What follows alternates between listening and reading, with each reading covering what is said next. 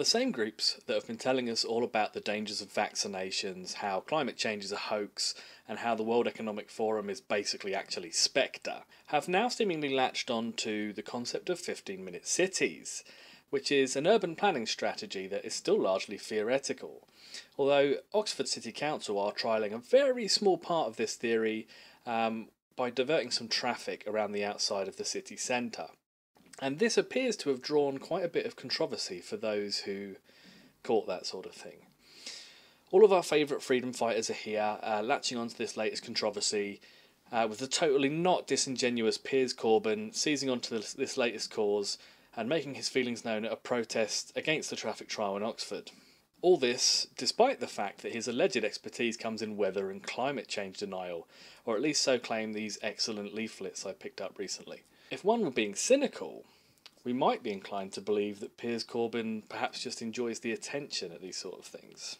Incidentally, the world's most divorced energy silver medalist Lawrence Fox also made an appearance at the Oxford protest, proving once again that perhaps there is a place for fox hunting in the UK. And of course, not deigning to attend, but very much willing to add her voice to the chaos, is Katie Hopkins, meaning that we have the three champions of the Honk for Freedom movement all up in arms over the changing of some road routes in Oxford. So what gives? What is it about this 15-minute city theory that they find so frightening? Or is this just another transparent attempt to create a moral panic and maintain their dwindling and exploitative careers for another 30 minutes?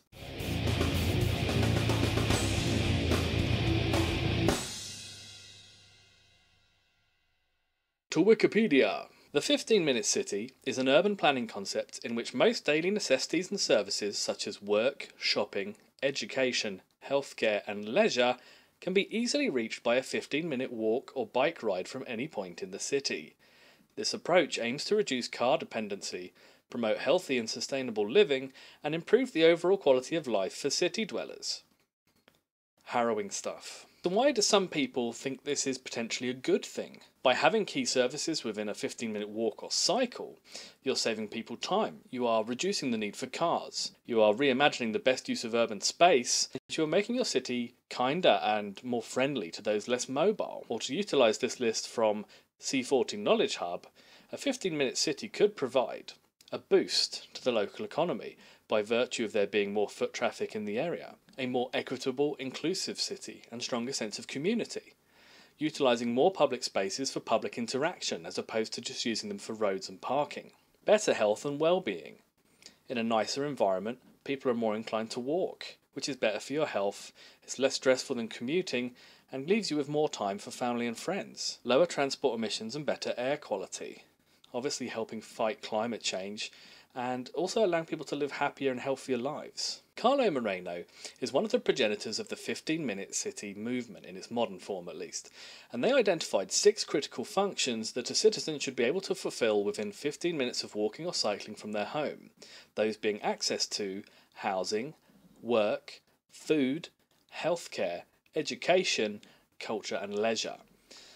Often packaged alongside the 15-minute city concept is the idea of greening urban spaces and reintroducing elements of the commons, a shared space owned by communities as opposed to individuals, though for clarity's sake these are not always included in the core 15-minute city theory.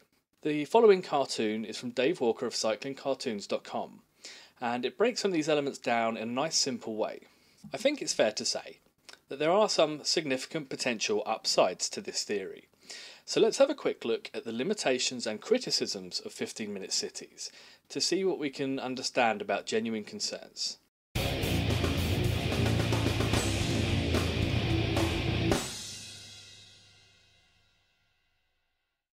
The biggest and perhaps most obvious obstacle to the 15-minute city theory is that unless you are building a new city, you are going to have to contend with pre-existing architecture, infrastructure and current placement of amenities.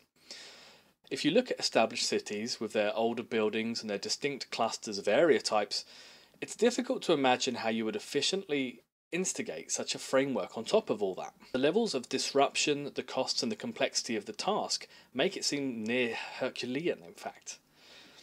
This might perhaps lead to an authority starting with smaller, more localised areas being prioritised based on their suitability for this plan, which then leads into a second concern. Some critics are worried that the instigation of 15-minute cities could see the creation of intense areas of gentrification, with the poor and vulnerable displaced by the very schemes designed to help them. Without a widespread and coordinated implementation, these 15-minute city areas could see house prices rising rapidly as a newly desirable region to live, which would lead to increases in rents and the displacement of poorer residents. Urban designer Jay Pitter voiced concerns in a 2021 Bloomberg article that the 15-minute city concept is too top-down a proposal and that it would reinforce mistakes made in previous urban planning that have led to segregated and defensive communities. We've actually designed cities to create buffers between us, across race and class specifically, and this proposal completely ignores a century of planning interventions that have actually concretised deep social divisions between people. Ignoring and failing to tackle that could serve to further alienate marginalised communities, Pitter added. A counter-argument to this criticism comes from Vinnova, a Swedish innovation body that is pushing the concept of 1-minute cities, which is essentially a more ground-up approach to city planning that involves communities being in discussions and workshops on things such as how much space in their street should be used for parking. They say, streets near transit stops might favour more bike parking, while those with cafes could opt for more seating. Some units might emphasise tree-filled planters, others play spaces. Piece by piece, these installations can transform streets into sites of sociability and mixing, joining up steadily into neighbourhoods where the space used daily by residents extends little by little out into the open air. The choice of who gets to decide what is considered essential and how best to implement the plan will be a crucial part of any future urban planning, and it is certainly an area that could do with a democratic focus. As has hopefully been demonstrated, there are good faith arguments against 15-minute cities, and there is a discussion to be had on the robustness of such an idea, as well as its feasibility in well-established urban spaces. But these arguments are unlikely to be the ones you've been seeing on social media or the news.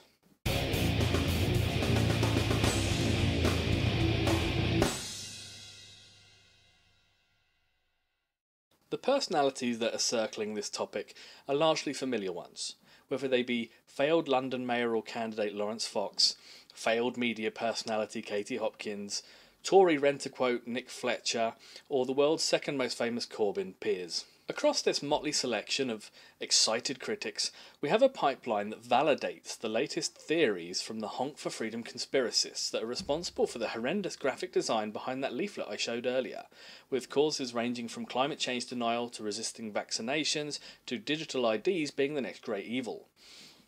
Having looked into a lot of these theories, thanks to said leaflet, most of the ill feeling is aimed at the World Economic Forum and China, which are both allegedly seeking to control ordinary people via restrictions placed on them via climate change legislation, things like the Great Reset, anti-pharma legislations, etc., and using tracking information, COVID passports and digital IDs. Now, the reasons that they do these things is always a bit less clear. Most of the time I find these things can be explained simply by saying capitalism. Now this is where the 15-minute cities come into view. The alignment of anti-vaxxers, climate change deniers and QAnon-adjacent xenophobes see the 15-minute cities as being about the potential for limitation as opposed to accessibility. Their fear is that once these 15-minute cities are instigated, civilians will be unable to leave their local area, or if they are, it will be with permission, allowing them to be tracked using methods similar to the COVID passports and digital IDs that feature prominently in their literature. Now, in my experience, those involved with this strain of conspiracy can come from almost any part of the political spectrum, and it's quite interesting that nowhere on the leaflets I have ever seen from them does it mention communism or socialism as a cause, instead focusing more on corporations and large-scale private institutions like the World Economic Forum, which is pretty much their public enemy number one. However, the next stage on the pipeline is the fringe right-wing media. This is institutions such as GB News, personalities such as Katie Hopkins and Laurence Fox. So how do we get from a fairly apolitical conspiracy to what will eventually become a left-wing plot? Well, these entities make their living from stoking up discontent and rage, and making sure that they are the mouthpieces for it, no matter how disingenuous or potentially litigious it might end up being. They have a limited but enthusiastic audience at this level, and time again this is proven to be smaller than perhaps they think. However, their niche can be a lucrative one, which when exploited to extremes, much like Alex Jones has done in the United States, they do quite well out of, and they perform an important function for the right wing by validating the extreme views of the Honk for Freedom protesters and dragging the Overton window to include their latest shrieking on the periphery. The language they use is left-coded, often with references to China or Russia. It is un-British. It is about control. It is peddled by the woke BBC. It is supported by bureaucrats, which is often meant as a stab at the EU. You'll see these arguments come out of the mouths of Fox, Hopkins and GB News in general, among others, as examples of how the left is instilling communism via 15-minute cities and its rampant authoritarianism, and all without any institutional power. From here, the last step these ideas need to be considered legitimised is for them to be discussed by a useful idiot MP who can bring them up in Parliament. Here we go. I give you Nick Fletcher, MP for Don Valley. Will the Leader of the House please set aside time in this House for a debate on the international socialist concept of so-called 15-minute cities and 20-minute neighbourhoods? Ultra-low emission zones in their present form do untold economic damage to any city. The second step after such zones will take away personal freedoms as well. Sheffield is already on this journey, and I do not want Doncaster, which also has a Labour-run socialist council, to do the same. Low emission zones cost the taxpayer money, simple as. However, 15-minute cities will cost us our personal freedom, and that cannot be right. And that was actually asked in Parliament. And there we have the pipeline from unaligned crankery all the way up to hard-right intellectual lightweights in our Parliament. That is how a scared and alienated conspiracy niche can find their ideas being asked in Parliament and all over theoretical city planning.